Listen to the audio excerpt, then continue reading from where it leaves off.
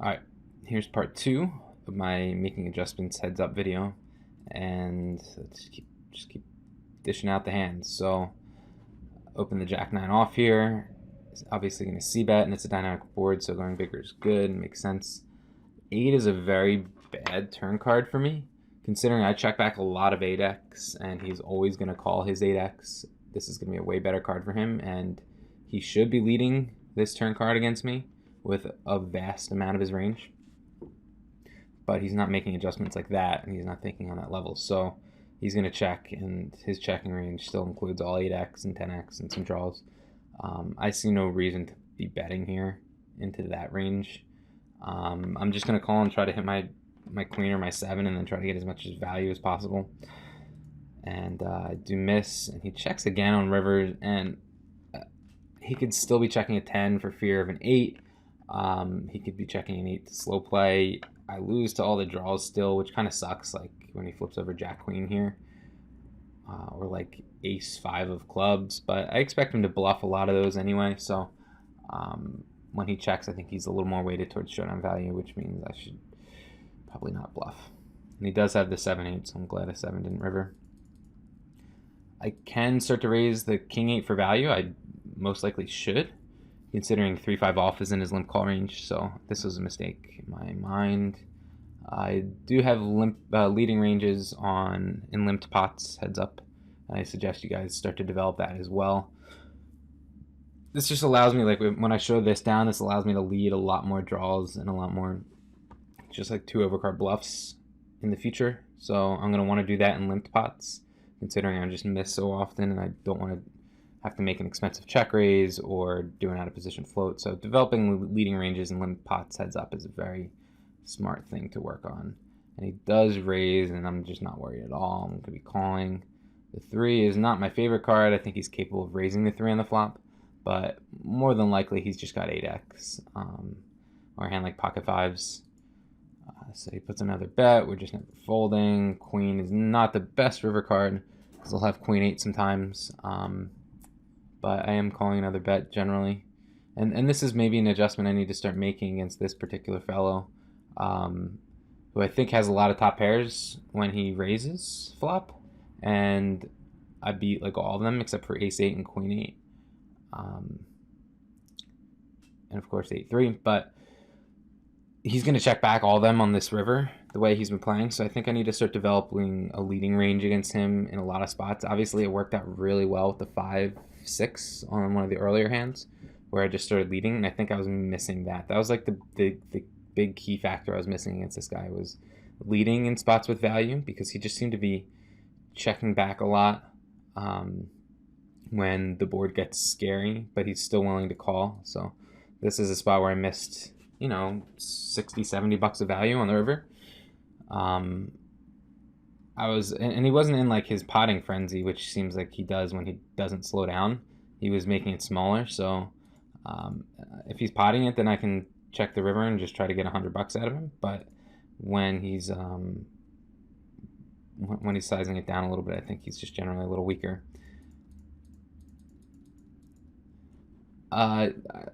I do check back Jack X a lot here, but not my really good Jack X, and there's still a ton of draws out there and hands that I can get value from. 6x Jack X draws pretty simple. He does check call. The queen's a fairly bad card. I don't think I need to be betting it. There's gonna be too much like queen 10, queen 9. If he's not through betting ace queen, that's in there. King, of course, all king X, all like even 9, 10, and ace 10 and stuff got there. So it's generally a bad card for us. We're just gonna check back and then evaluate rivers, and we get a straight on the river, and he checks. So I'm gonna be wagering, and he does fold. I think I should be going smaller, because if I'm him, I'm folding a large amount of my 2 pairs to this sizing, just because it looks like 8x or a flush, or ace x or a flush too much. I think I need to be going something like $28, and I can even go this small with my bluffs, because it's gonna be hard for me to actually have a bluff in this spot. I'm gonna have like 2 pair a lot, and I'm gonna have a straight a lot. So hands that end up being good bluffs here are like 10-8, mostly just my 10x that bet this flop,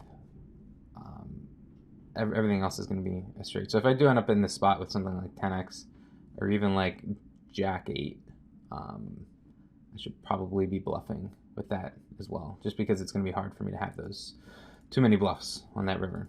So I think my size should be smaller because I don't have a lot of bluffs, and I think I need to include those hands in my bluffing range.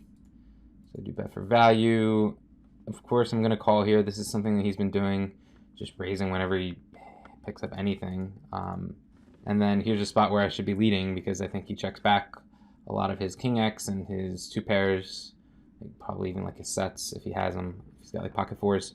So I think I need to develop a very like I just absolutely need to be leading in a spot like this. And I don't, and checks back, but he does have 4-9, which just like this shows that spot in a nutshell. It's like his style. For whatever reason, he's playing this way. I don't know if I should be raising hands like this, but maybe he's slightly better for value. Again, 5-3 off is in his range, so I do pretty well against his limp calls with hands that play well. And I think I'm just going to fold, yeah. I mean, the 8 is okay to be calling, but like there's some reverse implied odds when he's got a better diamond.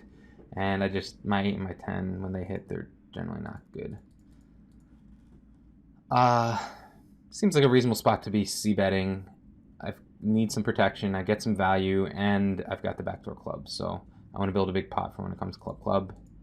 I can go bigger here. It's a little bit more dynamic of a board, but not a huge deal. I think I want to be betting this turn. It's not a huge deal either way. I mean, I think I get some value from a hand like 4-5. If he's got ace 5 with the 5 of clubs, ace 4 with the 4 of clubs, I might get a little bit of value in those spots, but mostly it'd be a semi-bluff and to allow myself to value bet club rivers. I don't think I get check raised too often here. He will have king jack sometimes. He'll have like jack 3 and jack 2, and then he'll have some flushes. But with the ace of clubs, he's not going to be check raising a whole ton. He won't have the nut flush, so it seems like a good spot to bet. And I could probably go for 3 in a spot like this with the ace of clubs blocker and the pocket 3s blocker, which also, because his range is so wide, that blocks like king 3 and jack 3 and even deuce 3 suited and stuff. So I definitely think I missed a bet there. And then we're just going to bet this river. I don't think I have to go as big as I did again. I think I was going too big against this guy, and he was just folding an incredibly high amount, which led me later in the match to start, oh, he did call, to start adding in more bluffs. I'm kind of surprised that he called. So I guess my sizing in this particular spot isn't bad, but maybe this is what led him to like not call me down as much. Obviously going to bet my flush draw, and again I can include this into a 3-bet range, but it plays fine as a call as well. And again, I think designing my 3-bet range to include more dominating hands is smart against this guy. Now this is another potential mistake against this particular guy. I don't think he's capable of folding over pairs or big draws, and like this board has a ton of draws, and it's got, if he has a hand like ace 8, which he's shown to pot, then I want to get max value. I think all in all, raise is like quite standard in this spot. If it was 8-7-3 rainbow, I would far prefer a call. And then having 8-7 here, we block a lot of his potential pairs, so his range is going to be weighted more towards draws as well, which makes me want to raise a little bit more.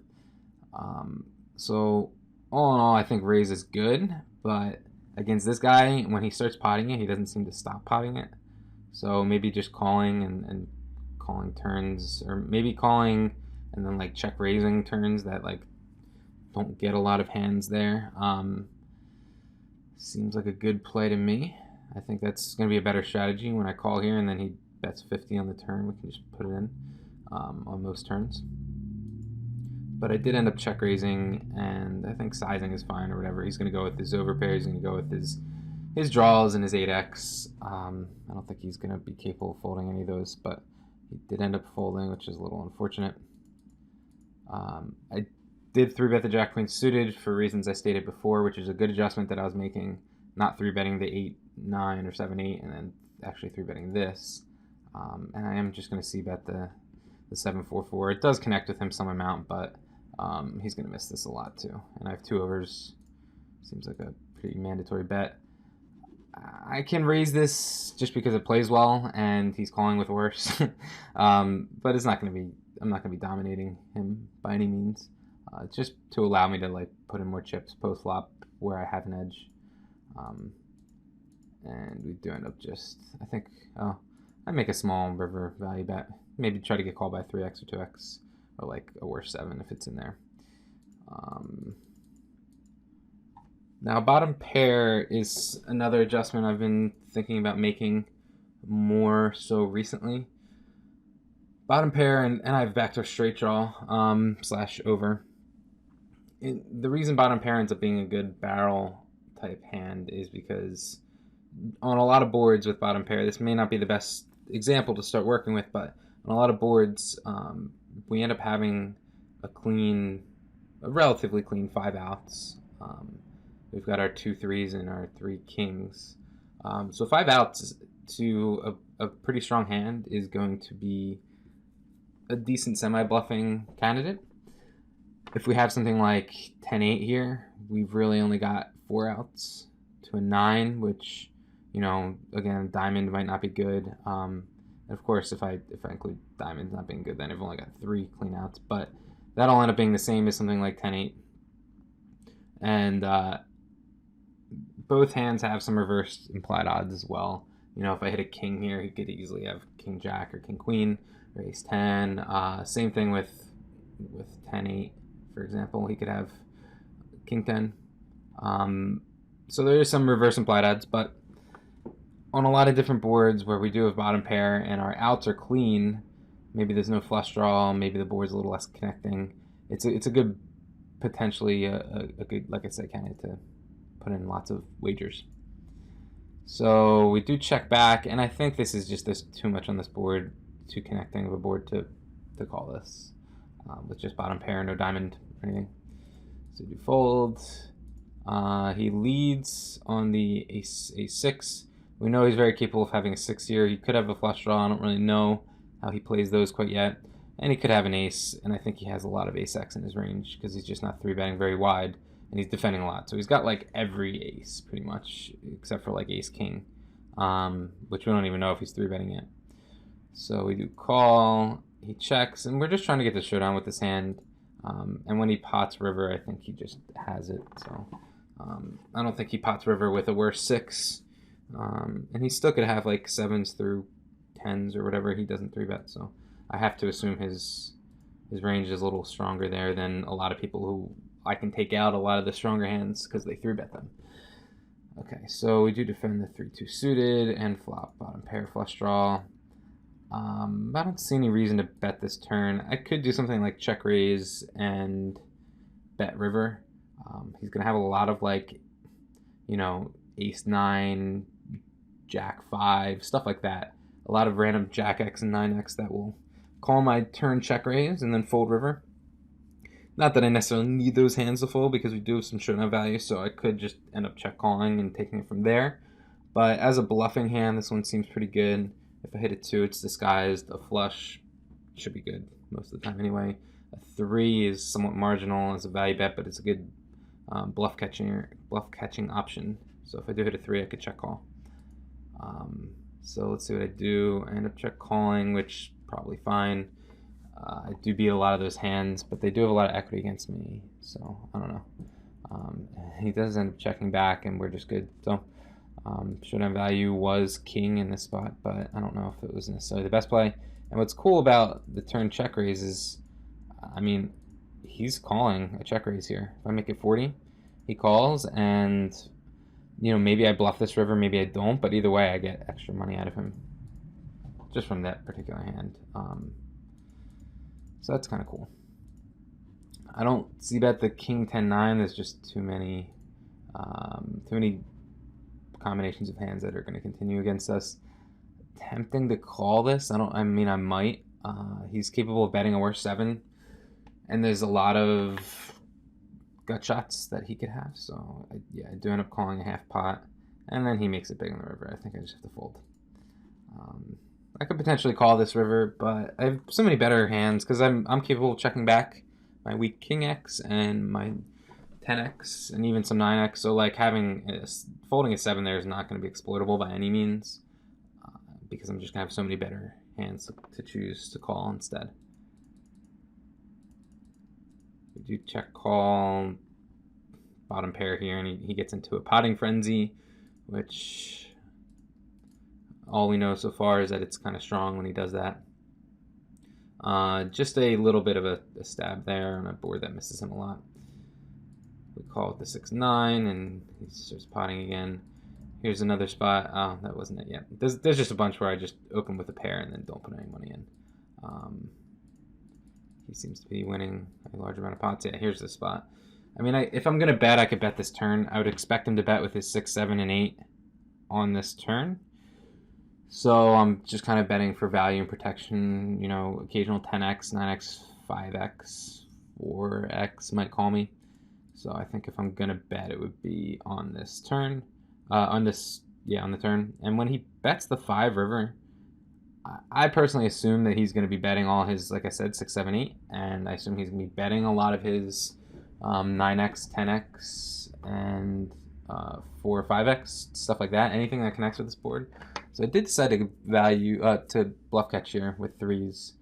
And it's very low down in my range, so I don't have to call this, but I think he's over bluffing. So, and he did have like complete nothing. So that's just basically, I think he's going to stab this turn with all of his draws and all his pairs. So when he doesn't, I feel like I'm good. So I could either bet or I could call like I did. On the 5-5-2, he's been over folding on these textures, so I decided to check back jacks. Potentially a mistake. I mean, he's probably willing to put in a lot of money with a 2 here, and he's going to have a lot of 4-5 and ace-4, ace-3, stuff like that we don't necessarily want to give free value to. We do have the jack of clubs, which helps. If we didn't, I think I have to bet it, just because there's going to be more jack X of clubs combinations that continue. Other than that, I think this is a reasonable play against someone who's just going to fold out a ton of stuff here. But we do want to get max value from like all his pairs below jacks. So I think betting is probably good and standard. And I think maybe I can save this check for like aces or kings potentially. And we do hit a jack on the turn. And at this point, like I want to get some money if he's slow playing a 5 into the pot.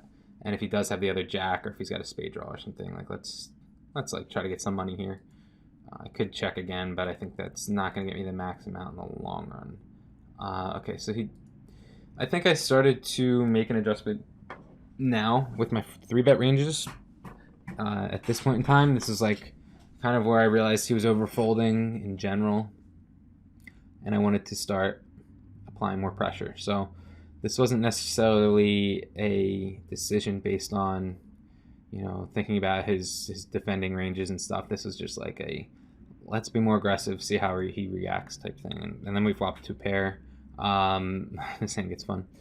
So I obviously bet. I should probably go a little bigger, but not a huge deal.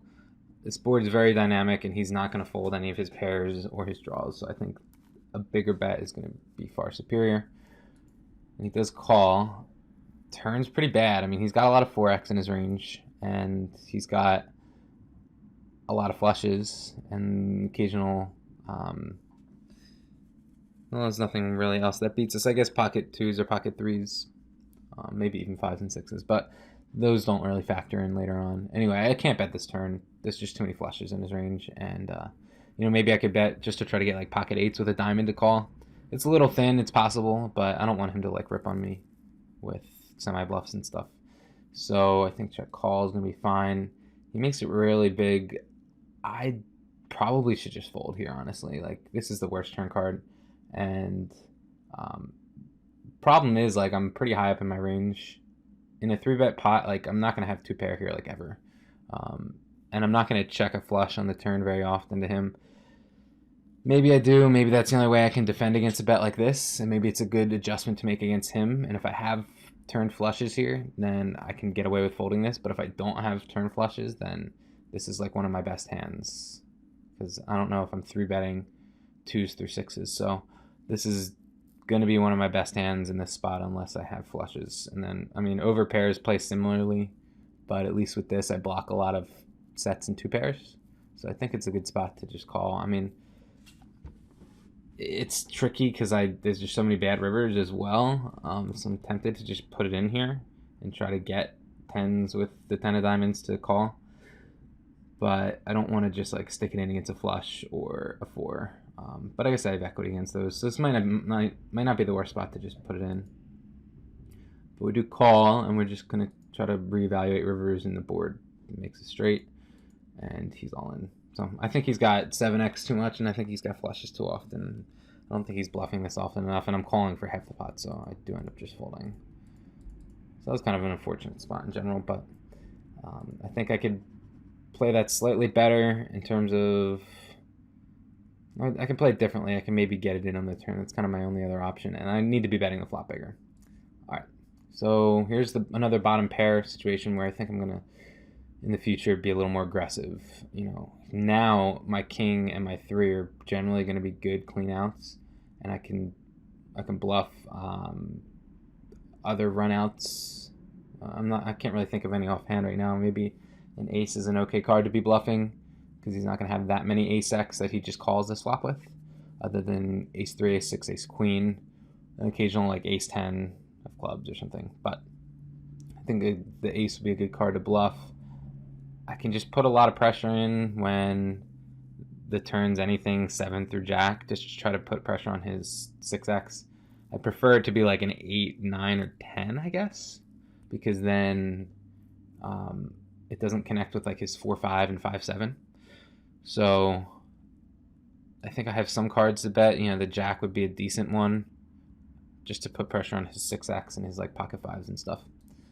But we do end up just trying to take it to showdown, and we're good. Nothing special here. Again, I just started three betting him more anytime I had the opportunity with playable hands, and I end up going over 2. This is just a texture that hits him a little too hard, and I don't have any equity, so I do give up. And it's okay to give up in 3-bet pots when you just have 0 equity at all and no barrel opportunities. Here we have an open ender. We're going to start wagering. I'm going to put pressure on this card. I think he's got a lot of 3, 8, and 6x that will end up folding the turn, and this may be a spot I have to put in 3, considering I'll have 0 showdown value, and I'll have plenty of value hands. And he's going to have plenty of 6x and 8x. A lot of them are going to be like 6, 7, 8, 7, 8, 9 that call turn. So I think I have to like put in a river bet too when the board doesn't 4 straight. Even though like a 7 will make us the best hand a lot. I'm not entirely sure if I should be betting the 7, considering he'll have a fair amount of 9x. I am defending like, you know, queen x against him. I think he's just not playing well enough, and I want to see flops. 9 2 suited, any 2 suited cards. He has a leading range in these ace king 4 boards, which seems like a mistake considering he shouldn't have aces or kings or ace king, because he does have a small 3-bet percentage. That said, he's got too much ace x and king x, and I have no equity, so I'm not going to go crazy with my range there. But I did decide to go for a check raise against him, and I don't know, like, this is my normal strategy. I don't think it's the best against him. I think I should just be betting twice. I get the most amount of value from like his turn check backs with like 8x and 6x, and king x is just going to give me 2 streets anyway. I'm trying to shoot for 3 streets against king x here. 3 meaning like turn check raise, river bet. But it might be greedy against someone like this who doesn't seem to be calling down. I do end up just calling this one, maybe as a little gun shy, but it's a good flop check raise spot, and he just wasn't calling down, so I think it's good to play my draws very aggressively against him, and then maybe like start checking them when I hit. I think that's a good strategy against this particular guy. I could see bet this. I mean, I've got the 6 of diamonds as some backdoor equity, and the 8 gives me some backdoor straight draws, and my 6 and 8 could be good still, so I think this is probably a C bet. We do just end up stabbing river, and this is what I was talking about before. Like, betting this turn would be a mistake, but I think betting the river is a good spot to bluff. I can represent a 10 or a jack, and he should be folding his ace high and king high, but he did have a jack, so he played that pretty well. And I think a good adjustment against me would be keeping a lot of your weaker showdown value hands in your river check range, so that you can pick off my little bluffs like that. So he starts into his potting frenzy, and we've got an awkward hand, but we're not folding. He does give up turn, so I think he's betting turn with all his draws and all his better ace-x and all his 10x. So I think I'm pretty safe to bet here and try to get heroed by something. I do end up checking. Reasons for checking are pretty clear. He could still have clubs. He might check that back in fear of an ace or 10, which is reasonable. And also there's no ace-x that can call that we beat. So we're only chopping ace 2. I guess we chop ace 4, ace 5 as well, but ace 6 just beats us. So I think it's a good spot to maybe potentially pick off a bluff, but after he doesn't bet the turn, I don't think he's just going to bluff this river. So I think it's probably just a check fold. Otherwise, I can maybe put in a small value bet and try to get called by a hand like pocket eights there. I mean, I should have plenty of like jack queen and king jack in my perceived range that he should be able to call there. Bottom pair again. This is definitely different.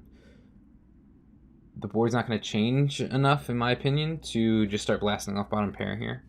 So there's no overcards that can come to scare them. There's, I mean, some scare cards, but we're not going to have relative blockers. So if like the turn's the jack of clubs, I feel like that's just going to help him a little more than it helps me.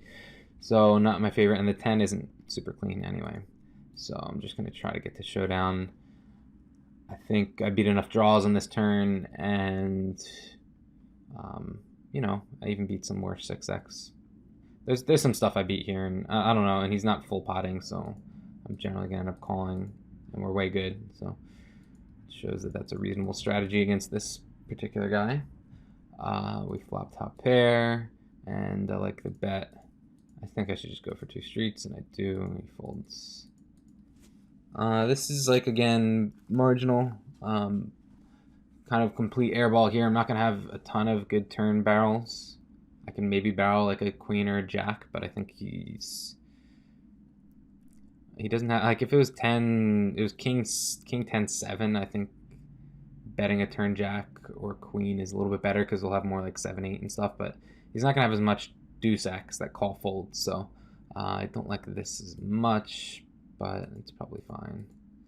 So yeah, I mean, this is the spot. Should we barrel the queen in this particular spot to put pressure on his 10x? Because his range is so wide, he's not limited to just like ace 10, jack 10, queen 10, 10 9, like 10x that'll continue. He'll have plenty of like 10 5. So I think it's good to put pressure on those. And he'll have some queen x, you know, with jack queen, queen 9, stuff like that. That's not going to fold, but I'm not putting in 3 streets here. I'm just putting in 2. But again, I like it a lot more when the 2 connects a little bit better with the 10.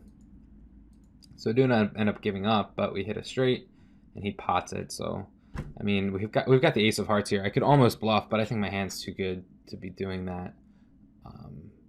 He'll have some 10x of hearts, some king x of hearts. So I don't know if he's going to be folding those either. And I think it's just a clear call. But he did have 10x of hearts, so a bit unfortunate. Here I bet a little bit more often when the board wheels out a little bit, just because there's more gut shots and stuff that I can get value from. Generally, I check back my weak 5s here, and I think it's fine to do so, but there's just no good turn cards, so I think this is where I'm just going to be betting and trying to win. We do pretty much give up, and yeah. Okay, here's another him potting frenzy. He bets half pot now, and I didn't know what to make of that necessarily. I kind of wanted to just find out. I have a good hand. I mean, I've got top pair, second best kicker. He'll have, when the ace is the spade, he has way fewer, I think he's got fewer ace x, because if the ace wasn't a spade, then we can assume that he's got the ace of spades like always in his flop betting range. But when it comes, he's not always betting ace-x on this texture when he doesn't have a spade. So I think this is a reasonable spot to be calling and seeing what happens. And the board 4 flushes, and I just think we have to check fold. Especially it's a 3, it's not a good card, the way he plays. So he did have top 2, which means his half pot is strong. I don't know, it seems like he just chooses at random his sizing, so it's hard to really come up with a good strategy against him. But in general, I'm just going to acquire as much information as possible and then try to make better decisions. So I should try to be getting more showdowns against him, but I'm not willing to risk a ton of chips to do it, a ton of money to do it with weak hands just to get information. So I'm just going to develop my read as the match goes along. So that's the end of part 2, and I'll be back for part 3. See you guys.